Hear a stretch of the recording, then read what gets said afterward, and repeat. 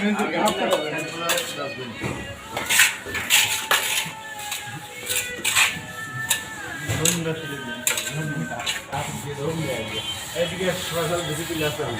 এটা বানাই দিস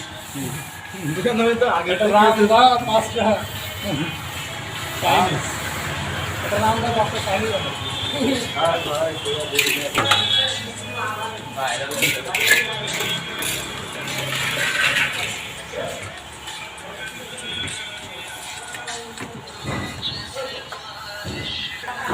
हमारा